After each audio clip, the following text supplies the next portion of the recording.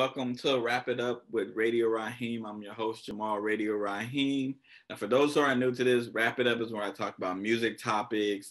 Sometimes I have guests, sometimes I don't, but I talk about a whole bunch of music topics, not just rap, you know. I love rap, though, probably more than any genre, but we talk about R&B. We talk about everything.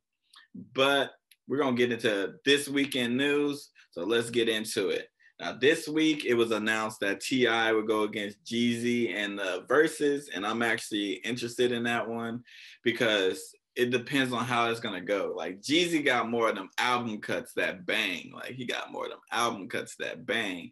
But T.I. got more, like, radio songs and stuff like that. So I'm curious on how it's going to go. I'm a bigger fan of Jeezy than I am of T.I. I'm not going to hold you, but I'm curious how it's going to go. Like, I want to see how they put the songs together, the playlist, and all that. And plus, those two, they're friends, so it's nice to see that.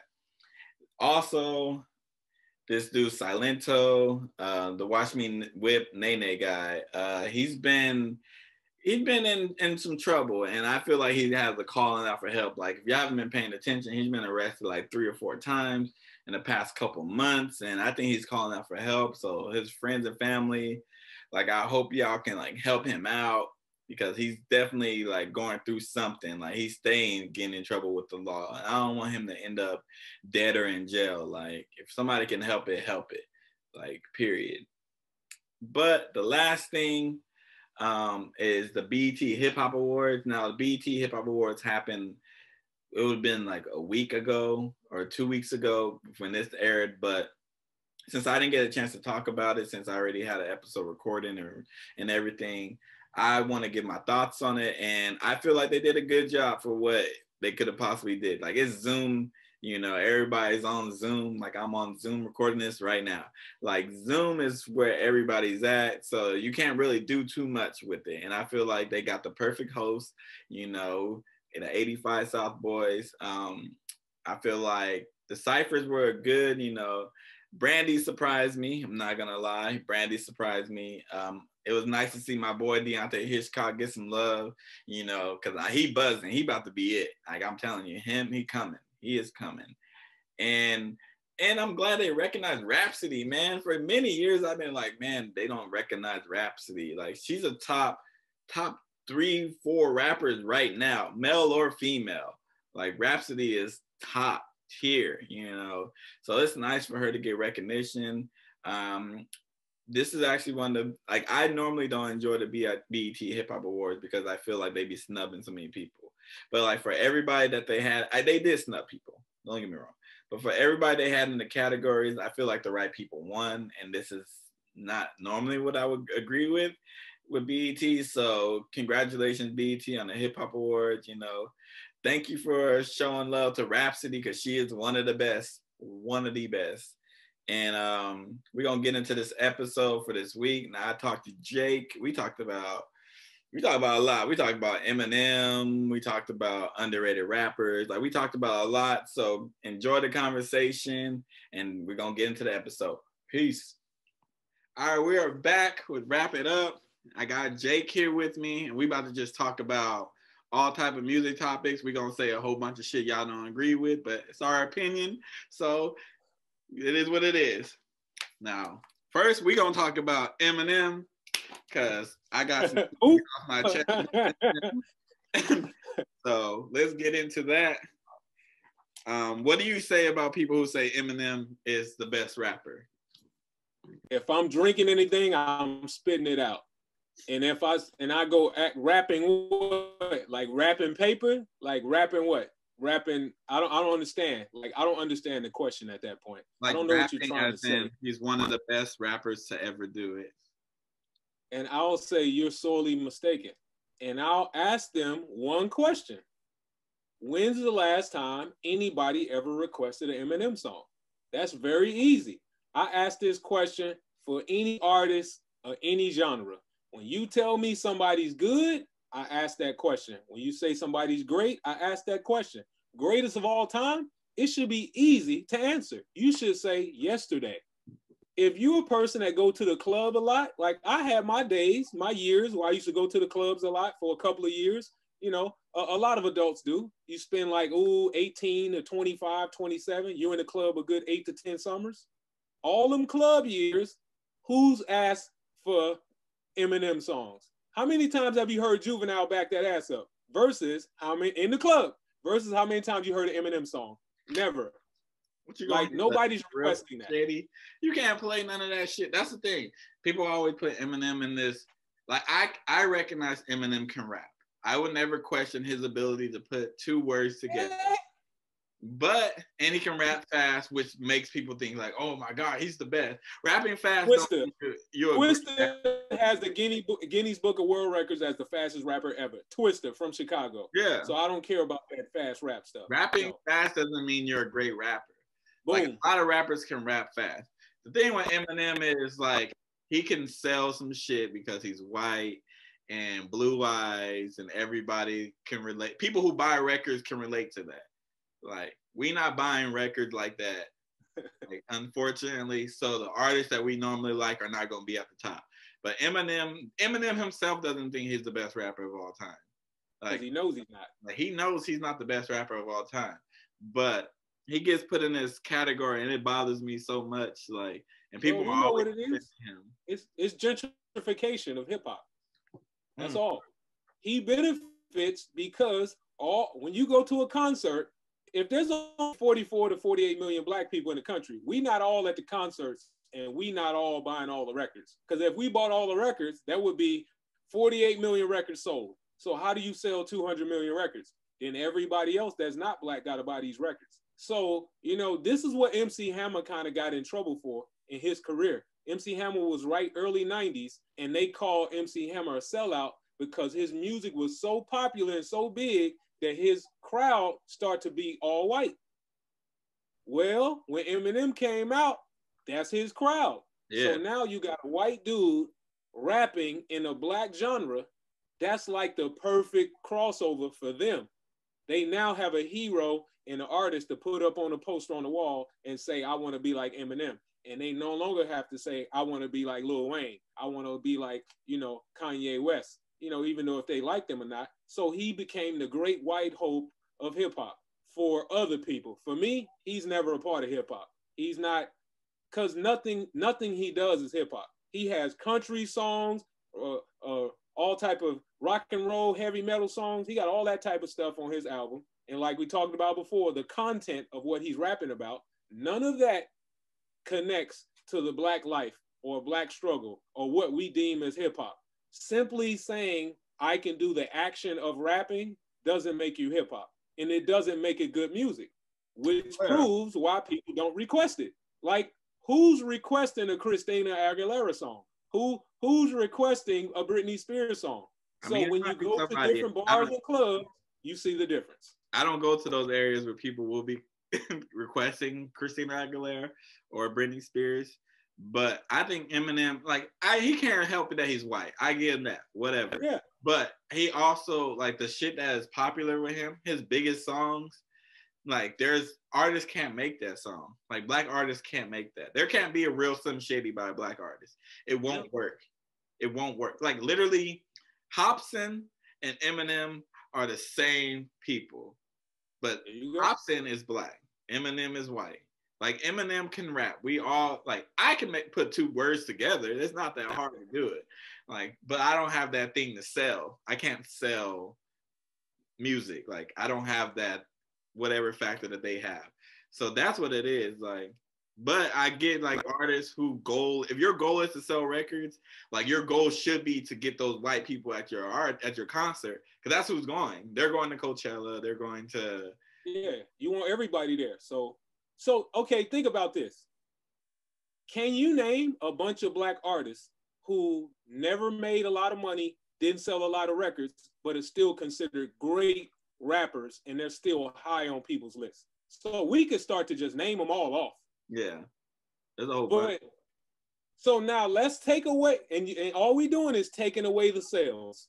Let's take away your sales, and let's see how great you are. So that's what some people may say, Black Thought. Some people may say Fabulous. Some people may say, Jada Kiss. So you got Ghostface Killer, Raekwon the Chef. these different people in Wu-Tang will get named individually. You can name all of those people who are not great solo artists and didn't hit it big like that, yet they're still respected and considered great. Now let's turn around and do this to non-black rappers. So take away the millions of sales that Eminem has, is he still gonna get this type of respect and people gonna still name him? If Eminem was a black rapper, he would not get. He'll just be like a good rapper who could put words together. He'll be exactly. Who's a good rapper that doesn't get? He'll be Ghost. He'll be Ghost. No, because Tech Nine is different. Tech Nine is like an independent grind, did it all. He is, but and Tech Nine is still great, and Tech Nine should be mentioned with some of these other people, but he's not. Tech Nine name rarely comes up. You might find people from the West Coast that'll drop Tech Nine's name. You leave the West Coast, you may not hear his name mentioned. He probably big in the Midwest, because that where he's from. He's from Missouri, terrible ass Missouri. But I ain't mean to take that shot at y'all, Missouri. You know I love y'all. That's where my family at. But yeah, I think Eminem gets way too much credit. He does. It helps that he has people who always defend him. Like Royce the 5'9" is his boy, so he's always gonna defend Eminem no matter what. Which is cool, but I also recognize that Eminem is just not that. Like he's not like his big songs are pop songs. If you like, Real Slim Shady is a pop song. I don't think he has a straight hip hop song that was big. Like I just said, his albums is full of country music and rock. It's not, so people pretend like they're just so amazing. No, he has great record sales from people who buy his music. Cool. You got great record sales. But I'm talking about hip hop. Nothing that he does is hip hop to me. I get no feeling, like I don't feel it. So we can make this critique from black artists. So we have to make the same critique for everybody else that's not a black artist. Oh yeah. But because he's so big and he's Eminem, people refuse to allow you to make this critique. And then everybody jumps out and put their cape on and say, oh, I have to save Eminem. You're hating on him because he's a white artist. I'm hating on him because it's trash. And nobody I know, I've never gotten in anybody's car and they was playing Eminem. I've never gone to any barbecue or any kickback, any family reunion, any birthday party, any wedding, and they was playing Eminem. Like it's never happened in my life. When I heard Eminem on the radio, on MTV. Yeah. Things that are controlled by the media. I've never heard it from people, ever. But I can hear 25-year-old albums constantly. People still playing the Hot Boys. I heard Birdman in other people's car. I heard Manny Fresh. I hear, TRU, these small artists, MJG and 8 Ball. You'll hear all these different people who were maybe independent a little bit. You hear Big Crit. And Big Crit been underground for so long. Oh man, yeah, Big Crit. It's fucking dope. But I don't hear Eminem. How about this? We have social media now, and you know what people do on social media? They put in their stories and they tag songs. When's the last time you heard an Eminem song tagged on anybody's story? I've never heard it in all the years I've been on social media. The thing is, it might be because at least my circle of people I usually talk to, they black. So that might be why I don't see it. Because I know that one song that he got is fucking, what is that shit called? Lose Yourself, the 8 Mile song. Yeah. That song is, I know people are using that song just because that shit is so big. Like, it's a commercial. It's played in a lot of commercials and a lot of ads, but it does nothing for me. I don't want to ever listen to it. Does it move you? It doesn't move me. I don't. He gets too much credit. It helps that Eminem has Dr. Dre behind him too. He got a fucking validation. He got a big ass engine really pushing him. Like you got one of the best producers fucking backing you, and then you're white. It's like the perfect like. There you go. Works. So he benefits. He's gonna sell a lot of albums. But he also, the thing I respect that he acknowledges that, like, one, he doesn't think he's the best, and two, he acknowledges his privilege, because he has to. You can't fucking exist in rap. Okay, here we go. I'll give you a perfect correlation. You ever heard of Mick Jenkins from Chicago? Yeah. And then his song, his style, in the actual song topic, cadence, and everything was copied and stolen by Macklemore. Thrift song. Yeah, I know. Thrift shop. Macklemore gets a Grammy, considered the best album of the year or something like that. Mick Jenkins is still on the come up right now. But Mick Jenkins, I would say, is different because I know both of the songs too. Mick Jenkins' song is more like hip hop, like. Oh, look at that! More hip hop. Wow. More shit is it's hella pop. And I would tell you like the worst. Well, I would say it's the worst, but the biggest surprise of my life when it comes to like going to a concert is I went to a festival. I didn't know who the fuck Macklemore was. I didn't know who the fuck he was. And he came on before Kendrick and like all them. So Macklemore comes up, and I had never seen so many white people get up and cheer. And I'm like, damn, you guys weren't cheering for nobody like that. But like Macklemore gets on and he's singing songs I ain't never heard of. And I had to research, like, who the fuck is this Macklemore dude? I was like, oh, this is who he is, Thrift Shop. Like, I thought he was a pop star. Like, I didn't know who he was. So okay, think about this. White artists aren't using the N-word in their music. So it's just like we're producing some songs, we're getting black production. We may have some black dressers or black people to help me with my style. All of the people I look up to are black in hip hop because they made it, they created it. Mm-hmm. So there's not another Eminem. Where you talking about third base or Vanilla Ice? Like who who you looking up to? So the whole culture is black. But now you come in and you're almost a clean artist because you're not using the N-word. And then you're putting your white culture into your songs, so you become a better seller of a version of hip hop than black people. But when Fresh Prince of Bel-Air comes out and he's not cursing and not using the N-word, he's called whack. I got his albums. I got it on vinyl, CD.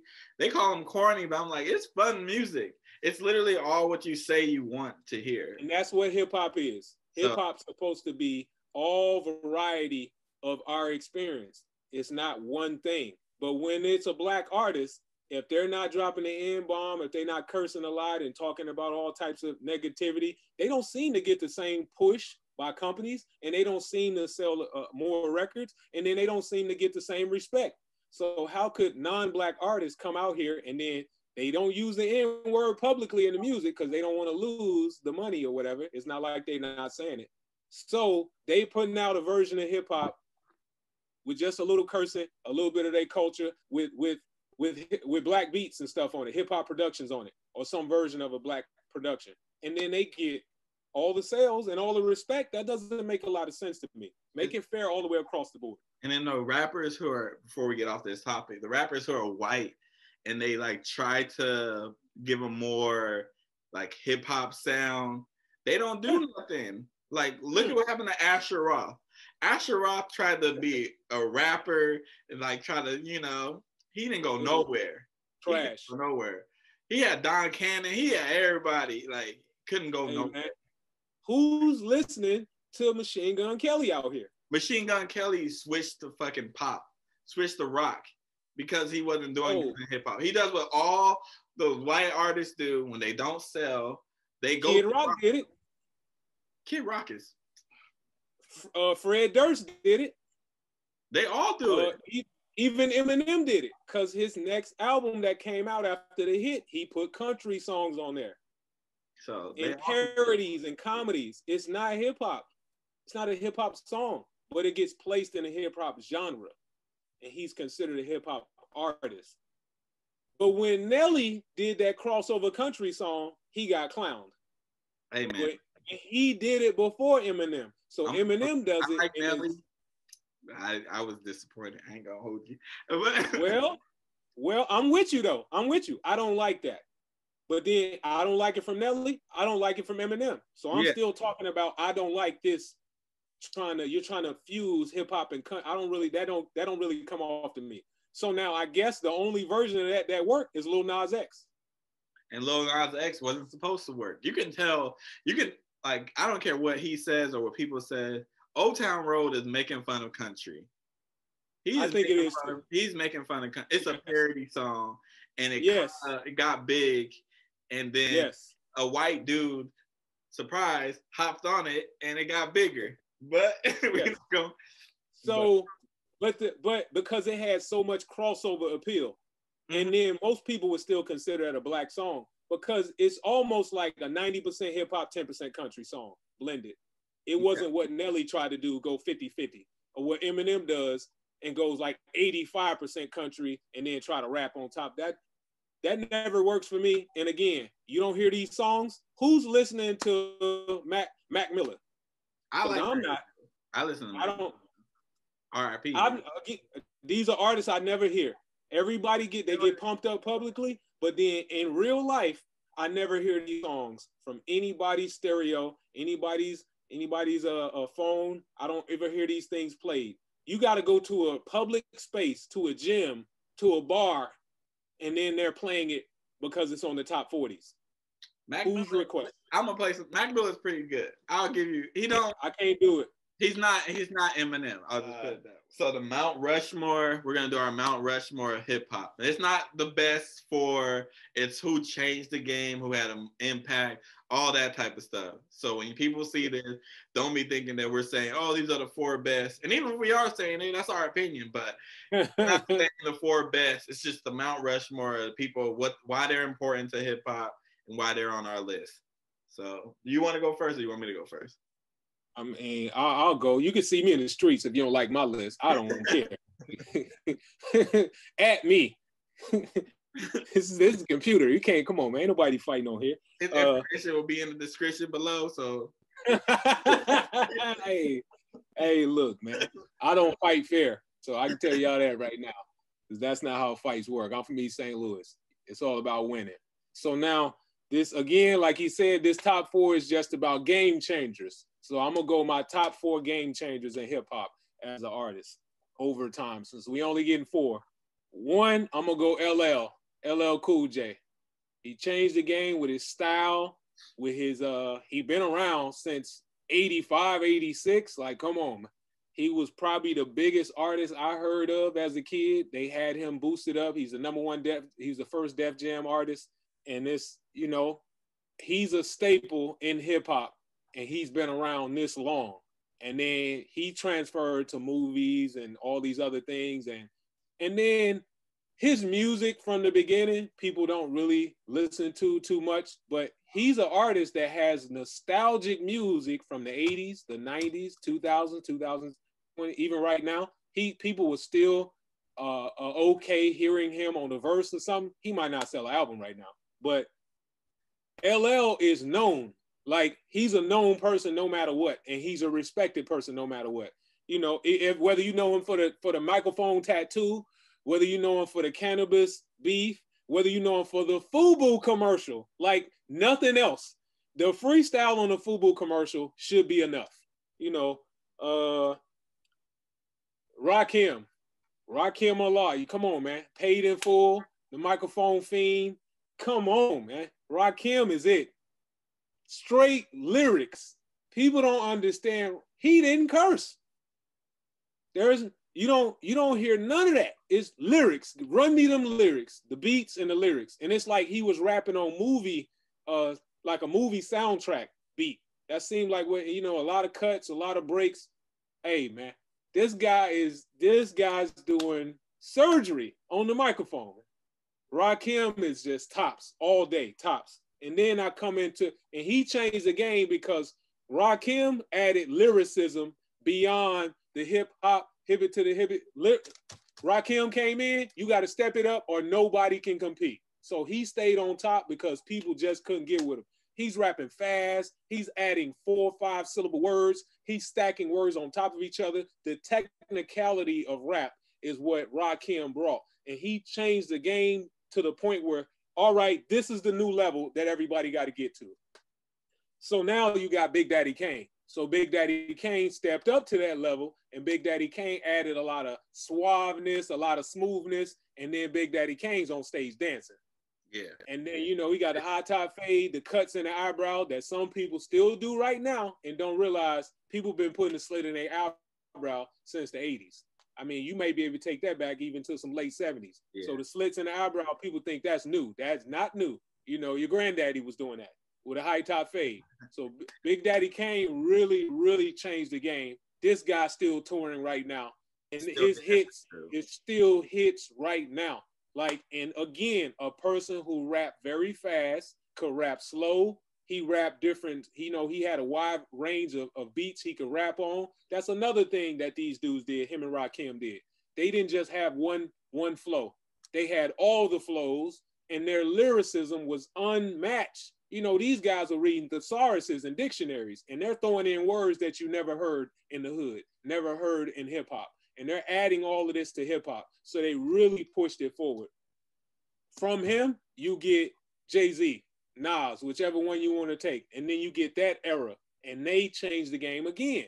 So now I would say between those four on the Mount Rushmore, I would put the Jay-Z, Nas together. Between those guys, in each stage, they pushed the game forward another 10 or 20 years with each of those stages. Everybody either got compared to them. That's another reason why I would make them the Mount Rushmore. They were the measuring stick for their era, every one of these people.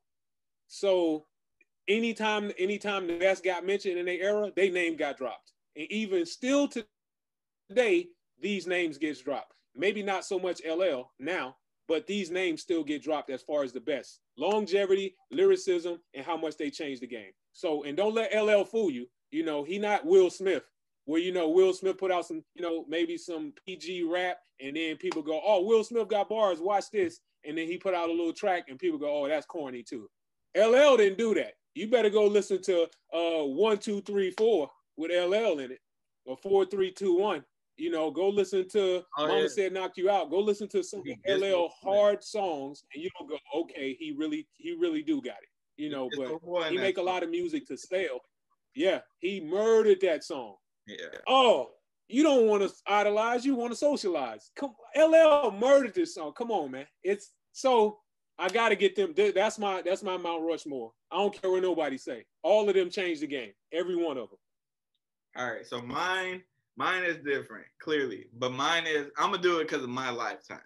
So okay. When I do mine, it's like that. So first off top is Jay-Z. Clearly for Jay-Z did carry with Big Daddy Kane and all them. Like he was with Big Daddy Kane and all them. Yes. So he carried that to my age group. Like Jay-Z commercialized it very much so too. He made everything seem like drug dealing. Like you wasn't hearing rappers talk about selling drugs until Jay-Z. Like Jay-Z was like making it seem like I can go sell a key. Like not a whole key. Come on, a whole key. Oh man. Like Jay-Z did that, He also made it cool to be like fly and have money, which I could say is a problem now, but he made it cool. I also would say Tupac for this reason, Tupac is probably the most important. I don't think he's the best lyricist. But I think he's the most important because everybody knows Tupac. Like everybody has an opinion on Tupac, whether good or bad. We all have an opinion on Tupac. You can't really say that about most artists. Like I think everybody got a Tupac song they like too, no matter who you talking to. Oh yeah, there's a Tupac has a song for every occasion, and you can't every really age group about every age group too. Granted, some of the stuff he said in some of the songs didn't age well because he's very disrespectful. But hey, how about this? Tupac is the only rapper I ever known where elderly people named him and said they liked him and they liked his songs. I was in church, people in their 60s was talking about they like Dear Mama or Brenda's Got a Baby. That's the thing. Like he has songs that reach everybody. Like he'll have a song, he'd be like, bitches ain't shit.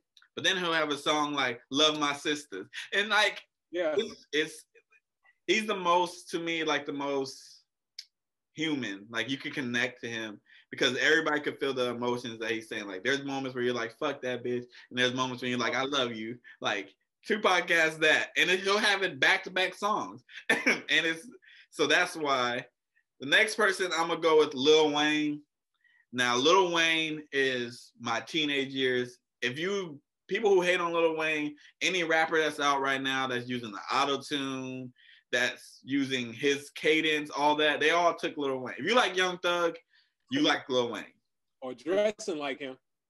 dressing like tight jeans is Lil Wayne. Like Lil Wayne, tattoos like crazy, Lil Wayne. Like he inspired everybody, and they don't even claim that they say Young Thug inspired them. And I'm like, well, then Lil Wayne inspired you.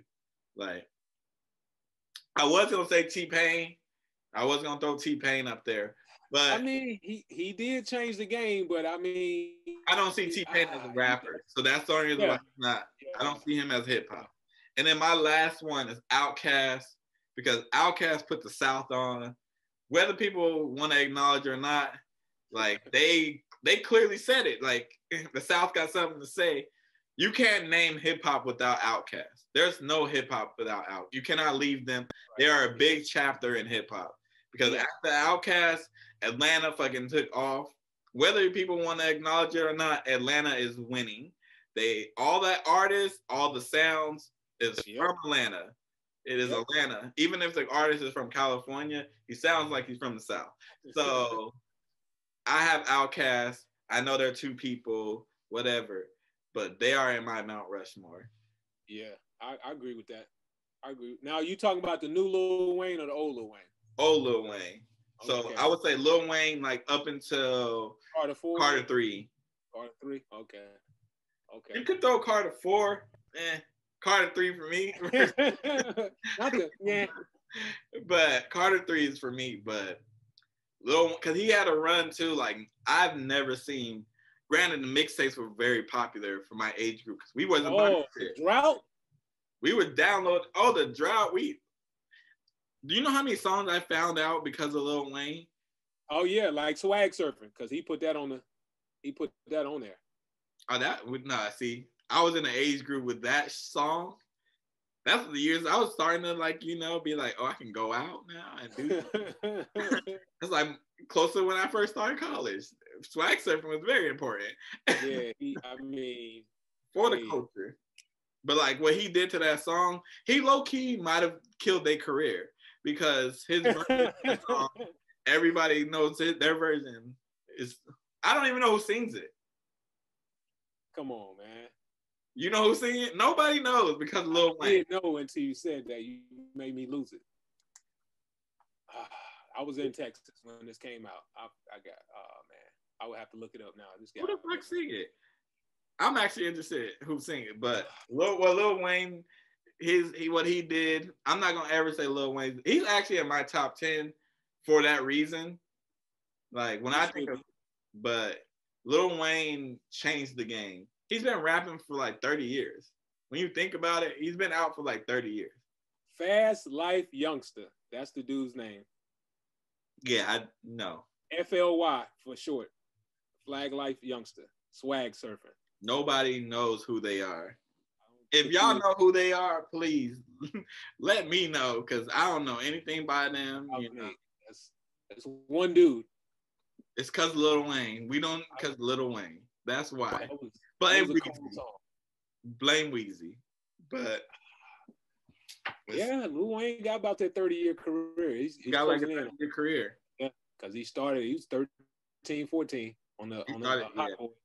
That's tough, man. His evolution too, like his sound change is like we're seeing Lil Wayne. I don't like newer Lil Wayne, but we seen Lil Wayne grow. Like he grow from bling bling to like I'm the best to now 500 degrees. That might be my favorite Lil Wayne right there. 500 degrees. I personally like Carter 2. I like Carter 2, but Carter 2 got me through that sandbox. But I like Lil Wayne from 500 degrees. But before that, I might have to stop at Carter 2, because Carter 3 is like, what is it? Lollipop and Mr. Carter. He's got a couple good ones on there. What's the other one? You got Millie. Yeah, a Millie. I like a Millie. Millie's on that and then the one with Bobby Valentino. I fucking hate that song. Yeah, it was a hit though. It was a hit though. Fucking hate. So but I can stop at Carter 2. So 500 degrees to Carter 2. That right there is perfect for me. But he actually blew up more after that. Yeah. Because remember, Lil Wayne, he had like a 2 to 3 year run where every hit song he was on it.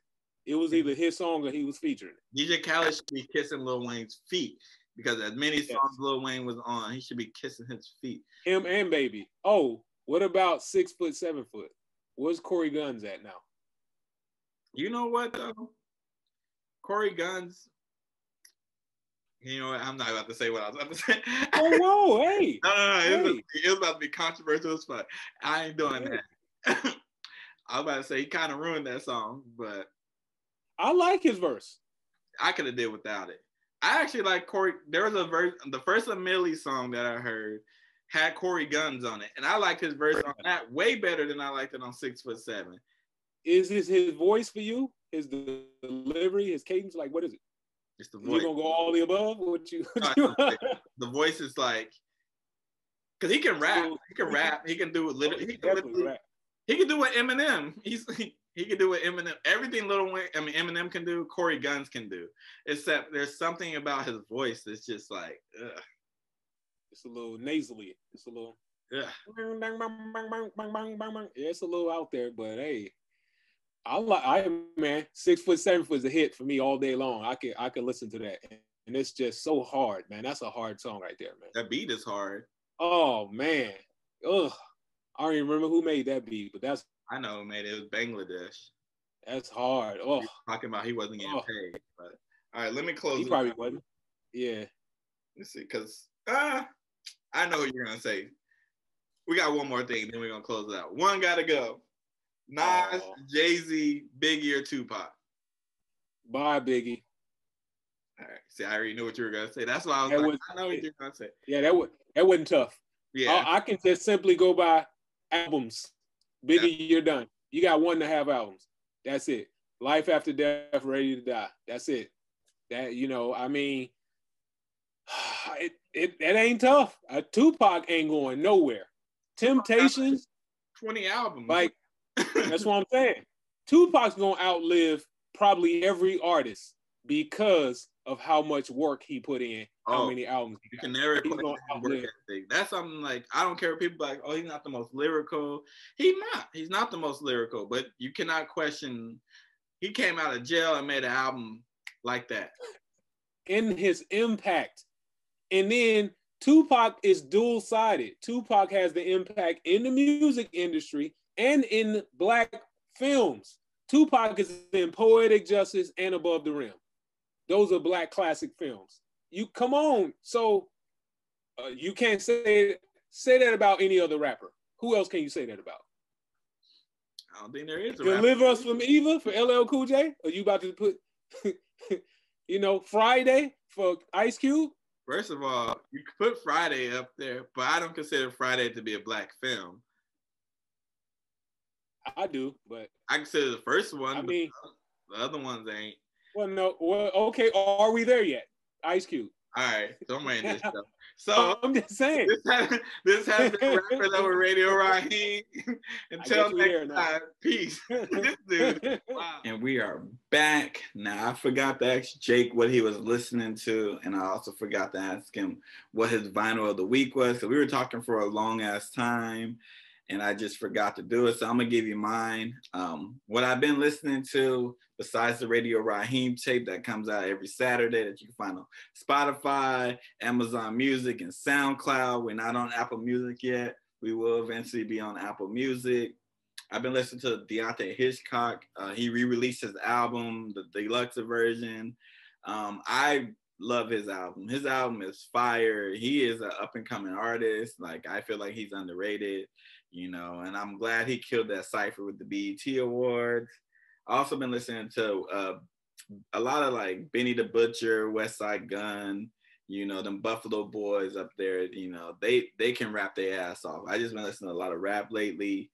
Them boys got bars. Like, if you coming from bars, you gonna like them. Like, they not gonna be all cute with it or anything like that. You're not gonna get no radio single, but their album is both fire, so I recommend you listen to them. But that has been what I've been listening to. Now, the vinyl of the week is Good Kid, Mad City by Kendrick Lamar. Now, one of the best debut albums ever. Kendrick did his thing. It's produced so well. You know, it's like telling his story, like most debut albums are, but it's like flows so perfectly, like perfect skits, perfect beat selection. You know, lyrically, Kendrick is, you know, one of the best to ever do it. So you already know that it has like Swimming Pools is on this one, Money Trees is on there, Mad City, Backstreet Freestyle. What else? Real is on there, which is my favorite song on the album.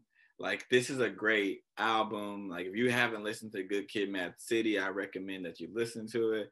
And it's definitely a dope one to add to my collection. I don't think I'm going to open it because I have it on everything else. So I'll just listen to the CD. It's one of those records for me that like I don't want to open, I don't want to touch. But this has been another episode of Wrap It Up with Radio Raheem. I'm your boy Jamal Radio Raheem Harris. Don't forget to like, share, subscribe, all that stuff. And until next time, stay safe in these COVID streets. Peace.